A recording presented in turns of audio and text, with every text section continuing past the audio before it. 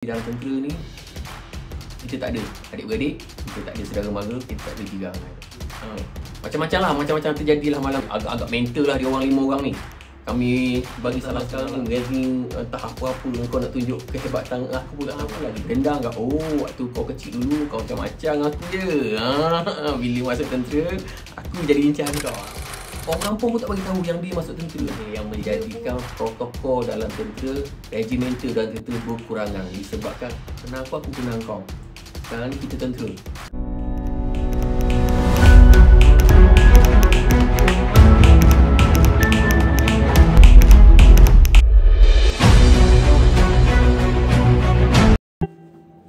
Hai, Assalamualaikum guys. Hai.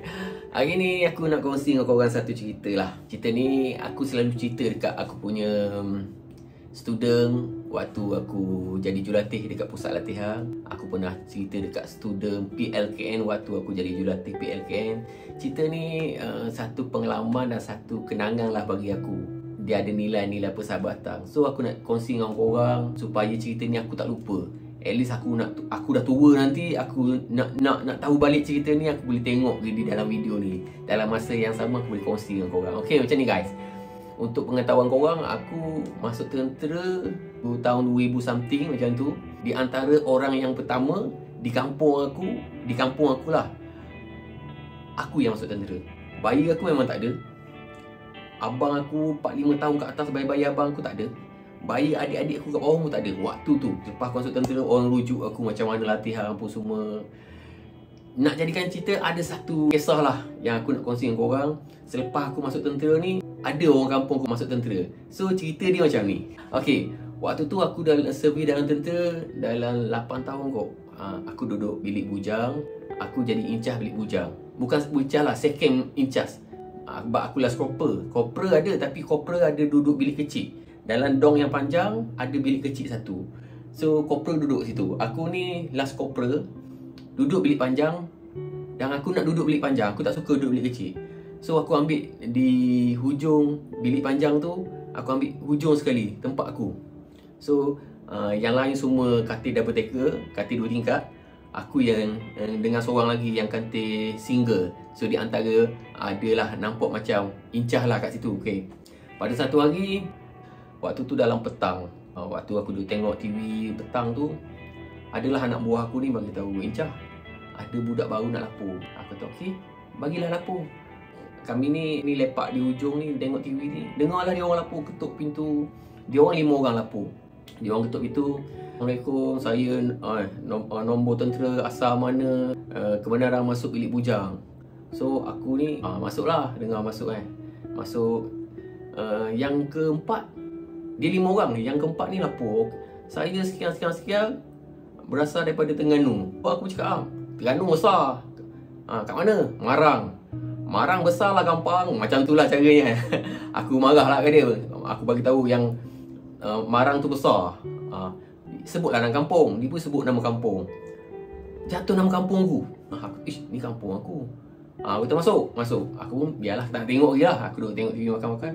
Lepas 5 orang semua, dia orang 5 orang lapor semua, adalah anak buah aku seorang. Okay, crawl lah, crawl pergi kat Incah, kat aku lah. Crawl. Berdiri. Dia berdiri, aku tengok lah. Kau nak tahu siapa? Nama dia kat kampung panggil Awang. Awang ni budak nakal kat kampung. Dia suka, memang nakal lah. Dia suka dia suka buat hal lah kat kampung. So aku tengok dia, ni macam budak kampung aku. So dia tengok aku, dia terkejut tengok aku. Aku pun buat macam tak kenal je lah. Anak buah aku ni tanya aku mana tempat duduk dia orang ni.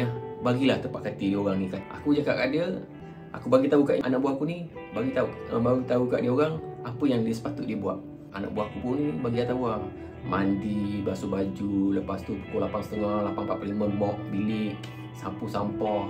Lepas tu iron baju untuk esok nak masuk kerja pun semua dah carry kasut. 10.30 rokok malam. Dia orang buat semua tak kacau malam tu. Hari pertama dia lapor bilik bujang tak kacau apa. Dia orang pun buatlah semua tu. Pukul 10.30 dia pun baris. Baris tu aku pun nak pergi ke bilik air. Aku tengok dalam satu baldi yang dia orang mok tu, air dalam baldi tu dia orang tak buang. Tu adalah satu poin untuk aku cari kesilapan dia orang. So lepas Aku tengok macam tu, so baris semua sekali. Aku pun tanya, oh tadi aku tak dengar lah korang ni lapor. Aku nak dengar korang lapor sekali. Dia orang dengan pakai luar pendek, pakai baju, sedia lapor lah depan kami ni. Adalah Incah Bilik Bujang, corporal tu pun datang. Aku, lepas tu adalah kawan-kawan aku, skot-skot aku. Lepas tu adalah abang-abang dia 2-3 intek yang ada kat situ. Dia orang lapor lah. Tu masuklah Awang ni, orang keempat ni, Awang ni. Awang ni sebut lah, oh, kampung apa semua-semua. Lepas tu aku cakap lah kat Incah aku, Incah, ni macam saya kenal. Dulu kecil-kecil dia lah selalu baling batu kat saya. Dia pun tengok saya. So malam tu salam pengenalan dari kami. Biasalah, salam pengenalan lah je. Biasalah, tentera kan biasalah.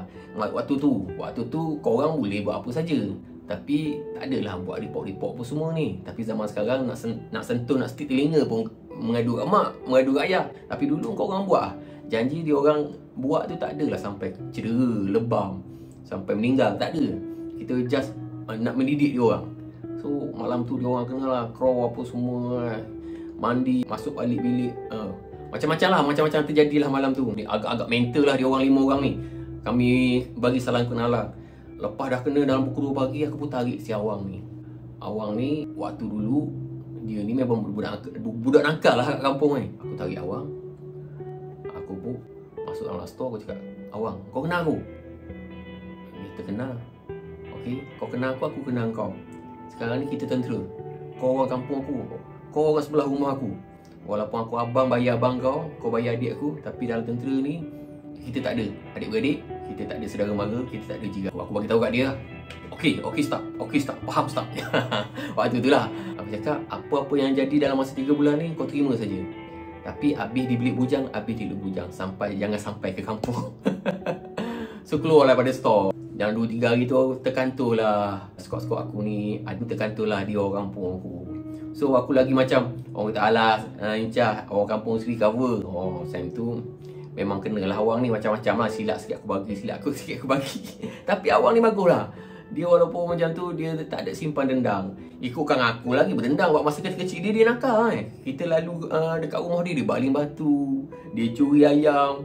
Memang budak-budak time tu, memang aku sakit hati dengan dia. Dia ni macam budak yang nakal, budak yang buat muka kan. Dia curi bola, macam-macam lah kan. Waktu-waktu dulu memang dia budak nakal kat kampung. Ikutkan aku lagi berdendam kat, waktu kau kecil dulu kau macam-macam aku je. Bila masuk tentera, aku jadi Incah kau, ambil kau. Ikutkan lah. Tapi tak ada sampai macam tu. Itu sekadar gurauan dalam tentera. Waktu kecil dulu kau lah, siap kau ni Incah kau ni. Kena pula, aku pun tak tahu macam mana dia boleh masuk tentera. Dia kena core aku, dia kena terik yang sama. Aku pun tak tahu. Orang kampung pun tak bagi tahu yang dia masuk tentera. Dia pun tak ada, masa dia nak masuk tentera tak ada datang jumpa aku, macam mana. Mak ayah dia pun tak ada bagi tanya aku. Kena dia memang jenis sondor je. Kena pula satu bilik dengan aku. So dia di antara yang teruk lah kena. So habis dah 3 bulan, habis 1 tahun, adik 2 intek masuk bawah. So kami jadi kawan. Yang jadi masalahnya, cerita ni sampai ke kampung.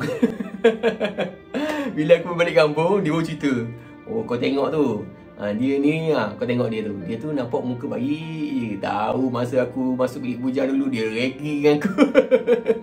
Dia cerita kat orang kampung kan, bayi-bayi aku, kawan-kawan aku, kau ni jahat kan. Tak adalah, kita mendidik. So ni lah kisah Awang.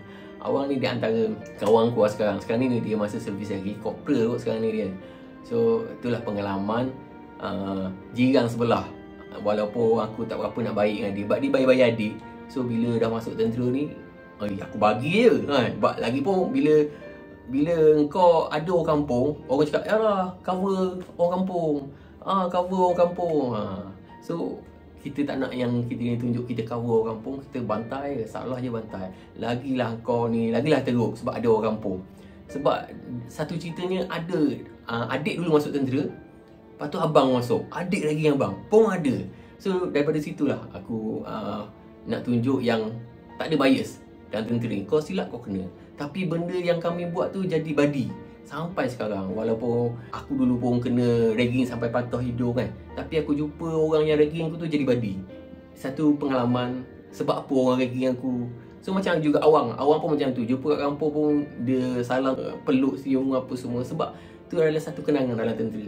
Ragging kita ni sekadar mendidik. Bukan zaman sekarang ni ragging entah apa-apa, kau nak tunjuk kehebatan, aku pun tak tahulah. So inilah cerita di antara nilai persahabatan walaupun nilai regimental lah. Boleh aku kata nilai regimental, protokol dalam tentera. Kita didik protokol, kita didik patuh arahan dari segi kita meregi. So Awang ni di antara orang yang bagus lah bagi aku. Walaupun kecil-kecil, budak-budak manalah kita tahu kan perangai. Tapi bila besar ni dia alhamdulillah. Itulah kisah kawan aku, nama Awang. Satu kampung, nak kata jirang lah, dekat lah dengan rumah aku, jirang yang bagus. Itulah erti kata dalam tentera ni tak ada istilah adik-beradik, tak ada istilah orang kampung, tak ada istilah saudara mara. Kalau zaman sekarang ni aku tak tahulah saudara mara orang tu, saudara mara orang tu. Itulah yang menjadikan protokol dalam tentera, regimental dalam tentera berkurangan. Disebabkan ada yang kerana adik kau cover, kau langgar protokol. Kerana saudara mara kau langgar etika tentera, sebab ada orang yang boleh jaga kau. Aku rasa benda tu tak betul lah bagi aku. Aku harap benda ni tak akan berulang lagi lah. Tapi bukan semualah, segelintir lah macam tu. Aku harap benda ni menjadi satu iktibar lah pada semua yang tengok video ni, supaya kita, kau ada antara badan uniform yang pertama yang menjaga negara, benteng pertama yang menjaga negara. Okay, itulah saja cerita aku nak kongsi dengan korang. Ada lagi cerita-cerita pengalaman yang aku nak kongsi, nanti aku videokan lagi. Jumpa lagi di lain-lain video. Assalamualaikum.